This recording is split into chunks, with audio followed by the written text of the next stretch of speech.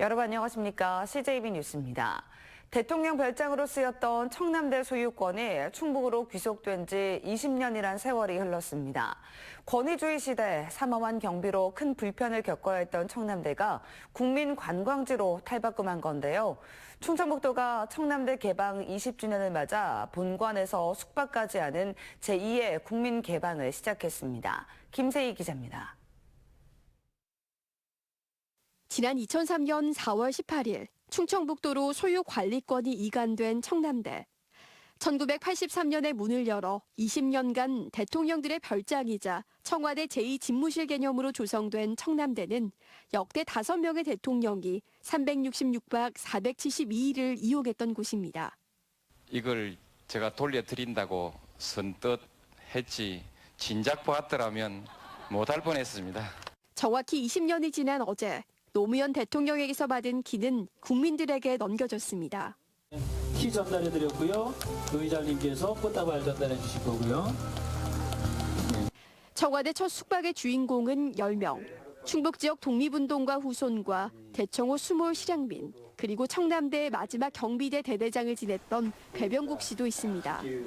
대통령님들이 오실 때마다 아주 지극정성으로 보살폈던 그런 장소인데 같은 장소에서 하룻밤을 자면서 또 그 시절을 떠올린다고 생각하니까 아주 감개가 무량합니다. 청남대는 오는 7월까지 본관 숙박시설 5곳을 추가로 마련해 전 국민들이 이용할 수 있도록 확대 운영하고 청남대 내 교육문화원을 건립해 역사, 인문학 등 숙박 형태의 교육 프로그램도 진행할 계획입니다. 잠시 머무는 관광지가 아닌 교육과 체험, 체류형 관광 명소로 탈바꿈한다는 겁니다. 청남대의 아침, 청남대의 밤, 또 청남대의 호수를 이제 국민에게 진실로 돌려주는 첫날이라고 볼 수 있습니다. 오늘 계기로 해서 온 국민들이 청남대에 와서 주무실 수 있도록. 이런 가운데 국민에 개방된 청남대는 국제 행사 장소로도 주목받을 것으로 기대되고 있습니다. 한국관광공사가 주최하는 코리아 유니크 베뉴 공모 사업에 현장 평가만 남겨둔 상태로 공모에 선정되면 각종 국제회의 장소와 숙박 장소로 활용될 전망입니다. 국제회의도 유치할 수 있고 여러 가지 큰 회의, 그런 컨퍼런스를 유치하는데 굉장히 큰 장점으로. 지난달에는 최근 10년 새 가장 많은 3만 8천여 명이 찾으면서 청남대가 진정한 국민 휴양지로 거듭나고 있는 가운데 청남대 대표 축제인 영춘제와 재즈토닉 페스티벌도 예정돼 있습니다. CJB 김세희입니다. 프랑스 국립도서관에서 직지 원본을 보고 온 이범석 청주시장이 어제 기자 간담회를 통해 소회를 밝혔습니다. 이제 관심은 과연 직지 원본을 고향인 청주에서 언제쯤 전시할 수 있느냐, 그 가능성을 쏠리고 있습니다. 홍우표 기자입니다. 프랑스 국립도서관이 마련한 인세아다 구텐베르크의 유럽 전시회에서 직지 심체 요절 원본 실물을 직접 보고 온 이범석 청주시장은 비교적 온전한 보존 상태에 놀랐다고 밝혔습니다. 약간 이제 황변이라고 색깔이 조금 누런색 그런 현상 조금 있는데 상태는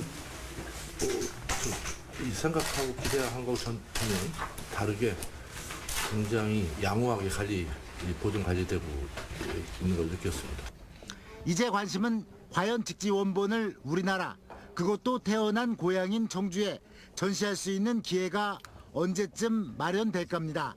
이범석 시장은 공식 의사 제시는 했지만 프랑스는 문화재 유출을 굉장히 꺼리는 데다 압류면제법 미제정 등 현실적인 어려움이 있지만 좀 더 과감한 협력을 통해 국내 전시를 추진하겠다는 의지를 밝혔습니다.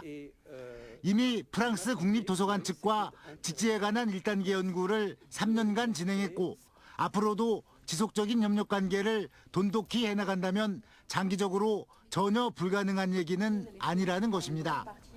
이를 위해 프랑스 국립도서관장 초청 등도 추진하겠다는 입장을 내놨습니다. 국내 전시 정도는 조금 더 지속적인 협력과 신뢰를 쌓아간다면 가능성은 있다라고 개인적으로 확신이 들었습니다. 한편 오는 9월 4일 유네스코 본부에서는 청주시가 전시기획을 맡아 직지원본을 그대로 재현한 직지복본과 한지특별전이 열립니다. CJB 홍우표입니다. 보궐선거 후 첫 청주시의회 임시회가 의원 42명 모두 참석한 가운데 열렸습니다. 공석인 상임위원장단 선출을 위해 자율투표까지 도입됐는데 4석 가운데 3석이 우선 민주당으로 돌아갔습니다. 국민의힘이 후폭풍을 고려해 과욕을 삼간 결과로 보입니다. 안정은 기자가 보도합니다. 김병국 의장이 공석인 상임위원장 선출을 앞두고 정회를 선언합니다. 저희가 없으면 11시 30분까지 정회를 선포합니다. 기존의 상임위원장 4명을 전원 교체하라는 국민의힘과 원상 회복해달라는 민주당의 입장이 평행선을 달렸기 때문입니다. 정회 후 재개한 임시회에서는 자율투표라는 파격적인 방식이 도입됐습니다. 민주당이 추천한 후보를 포함해 의원들이 상임위원장으로 추천하는 사람의 이름을 직접 적어 투표하는 겁니다. 투표의 결과에 따라서 의장이 추천을 해서 또 의결하도록 하겠습니다. 국민의힘이 다수당인 만큼 민주당의 상임위원장 자리 보전은 쉽지 않을 거란 전망도 있었지만 뚜껑을 열어보니 4자리 모두 민주당에게 돌아갔습니다. 국민의힘이 당초 민주당에 제안했던 대로 상임위원장 후보를 교체하는 대신 민주당 자리를 보존한 것입니다. 복지교육위원회와 농업정책위원회는 기존 이문성, 최재호 위원장이 다시 맡게 됐고 의회운영위원회는 임정수 위원장이 새로 선출됐습니다. 다만 도시건설위원장 자리는 김영근 의원이 맡기를 거부하면서 일단 공석으로 남겨두기로 했습니다. 문제는 이제 김영근 의원께서 받지 않으면 국민의힘에서 위원장을 가져가겠다. 이렇게 좀 이야기를 하고 있어서 저희가 좀 검토 논의 중에 있는 상황입니다. 다 같이 협조해 주신 우리 42분 위원님들께 진심으로 감사드리고 좀 부족하고 아쉬운 점은 있지만 다시 보강해서 26일 날 마지막으로 도시건설 상임위원장도 민주당 내부에선 교섭단체 대표 간 사전협의 부족과 예상치 못한 상임위원장 구성에 대한 아쉬움의 목소리가 들리는 가운데 이제는 산적한 현안 해결을 위해 협치의 정신을 발휘하는 것이 무엇보다 중요한 시점입니다. CJB 안정은입니다. 기름값이 다시 가파르게 치솟고 있습니다. 그동안 기름값 상승을 누르고 있던 유류세 인하 조치가 예정대로 이번 달에 끝나면 기름값은 더 크게 오를 전망이어서 물가 부담을 가중시키지 않을까 우려됩니다. 진기용 기자입니다. 이 주유소의 휘발유 값은 리터당 1,659원, 한 달 만에 리터당 100원이 올랐습니다. 각종 공공요금이 치솟는 상황에 유류세 인하 조치 등으로 한동안 잠잠했던 기름값마저 가파르게 오르자 서민들의 물가 부담은 점점 더 가속화하고 있습니다. 한 달 기준으로 하면은 한 3, 4번 더 올라가지고 좀 부담이 됩니다. 기름값이 좀 안정이 돼야 되는데 내리는가 싶었더만은 또 오르고. 꾸준한 상승세를 보이고 있는 충북의 평균 휘발유 값은 올해 초 리터당 1,500원대에서 지난달 1,600원을 넘더니 이번 달 들어 리터당 50원 넘게 올랐습니다. 하향 곡선을 그리던 경유값도 이번 달에만 리터당 20원가량 올랐습니다. 유종에 상관없는 기름값 상승세에 서민 물가 부담이 커지고 있습니다. 피부로 좀 많이 와닿는다고 봐야죠. 저희들 같은 경우는 이렇게 차를 장거리를 많이 뛰는데 민감하죠. 그게 조금씩 올라갈 때마다 저희들은 좀 힘들다고 봐야죠. 그게. 문제는 이달 말 유류세 인하 조치가 종료되면 기름값이 추가로 크게 오를 수 있다는 겁니다.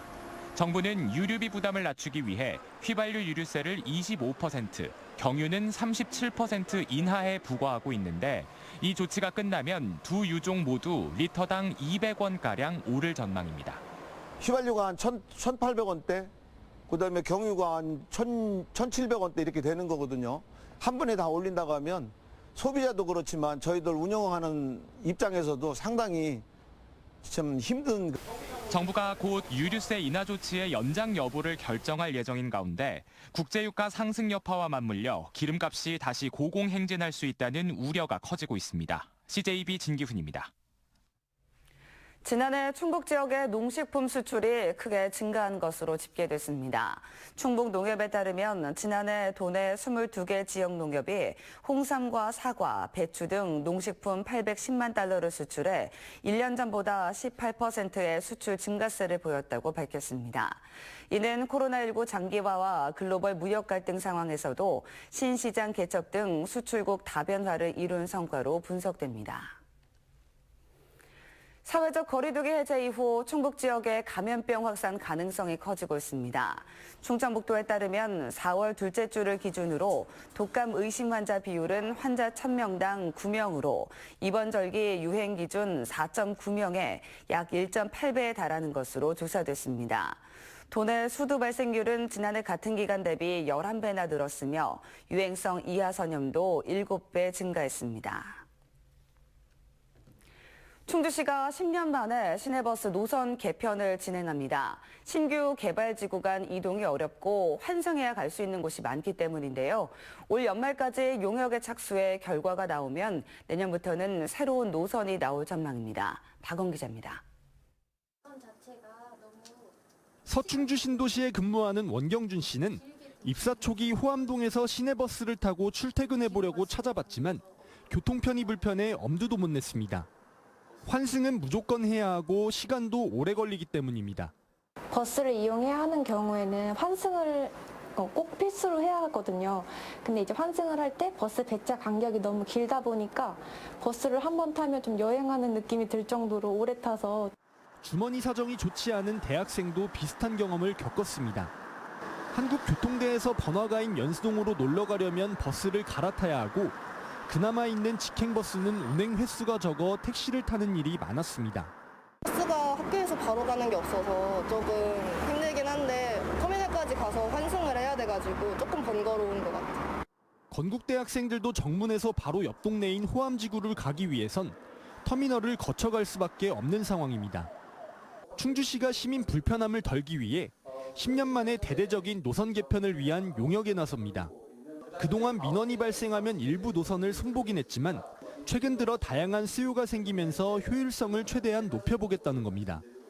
비용은 2억 원으로 이왕 할 때 제대로 실시해 시민들이 가장 원하는 노선과 시내버스 업체의 경영 상황까지 고려했을 때 최선의 답안이 무엇인지 파악해 볼 생각입니다. 교통약자들이니까 한 번에 타고 가능하면 목적지까지 좀 갈 수 있도록 노선을 좀 단일화하는 것이 통학버스, 또 통근버스, 마을버스 이렇게 분리되어 있는 것을 가능하면 하나의 버스 체계로.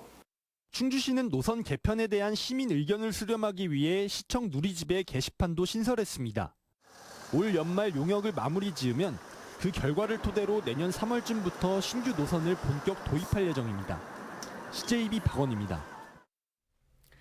충북 청주FC가 시즌 개막전부터 승리하며 돌풍을 예고했지만 최근 부진한 모습을 보이며 하위권으로 추락했습니다. 반면 홈경기 관중은 K리그2 최고 수준을 기록하고 있는데요. 충북 청주FC는 오늘부터 열리는 홈 2연전에서 다시 한번 홈경기 첫 승을 노립니다. 이태영 기자입니다. 지난 주말 광양 축구전용구장에서 열린 K리그2 7라운드 경기에서 충북 청주FC는 전남 드래곤즈에 3대0으로 완패했습니다.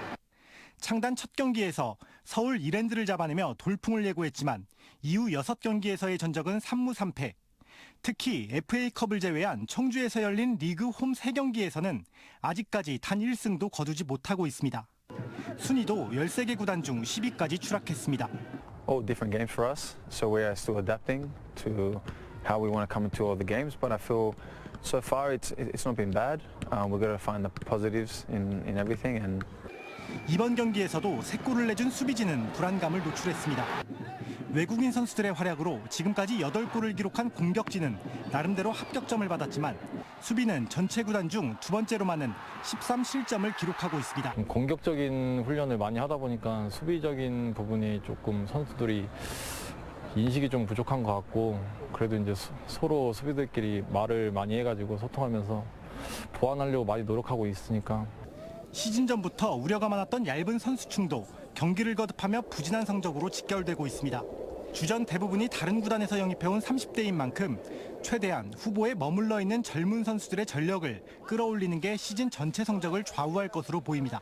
연일 벌어지는 그런 경기 부담 때문에 체력적인 부분이 좀 나타나고 있고요. 그래서 저희 최대한 가동 인원을 최대한 활용을 해서 전술 전략을 짤 계획이고요.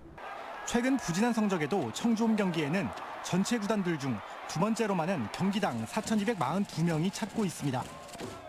충북 청주FC는 오늘 저녁 7시 청주 종합운동장에서 9위 충남 아산을 상대로 오는 일요일에는 7위 부천을 불러들여 홈 2연전을 갖는 가운데 팬들에게 리그 홈 첫 승을 선물할지 관심을 모으고 있습니다. CJB 이태현입니다. 충주시가 13년 만에 개인 택시 면허 3대를 신규 발급했습니다. 이는 법인 택시 감차본을 반영한 것으로 충주시는 앞으로도 전체 택시 면허 대수가 증가하지 않는 범위에서 개인 택시 면허를 신규 발급할 계획입니다. 충주시는 코로나19 이후 이직률 증가로 법인 택시 가동률이 면허 대비 60%까지 감소한 상황입니다. 나라사랑 리더십 교육문화관 기공식이 청남대에서 어제 열렸습니다. 나라사랑 리더십 교육문화관은 내년 5월까지 180억 원을 들여 지하 1층, 지상 3층 규모로 건립되며 세미나실과 영상실 72명을 수용할 수 있는 32개실의 생활관을 갖춘 복합 교육문화시설로 활용됩니다. 청주 탄소중립지원센터가 충북대 학연산 공동기술연구원의 문을 열었습니다. 탄소중립지원센터는 관련법에 따라 설치된 것으로 기본계획, 기후위기 적응대책 수립, 에너지 전환 모델 개발, 홍보 등의 역할을 맡게 됩니다. 탄소중립지원센터의 운영은 2025년까지 충북대 산학협력단이 맡게 됩니다. 충주시는 충주 위담 통합병원과 시민 건강 증진 향상을 위한 업무 협약을 체결했습니다. 양 기관은 관내 노인들의 만성질환 예방 관리를 위해 다양한 한양방 체험 프로그램을 제공하게 됩니다. 이에 따라 다음 달부터 매주 수요일 전신 온열 체험, 고압 산소요법, 아쿠아 마사지 등을 무료 체험할 수 있습니다. 이상으로 CJB 뉴스를 마칩니다. 고맙습니다.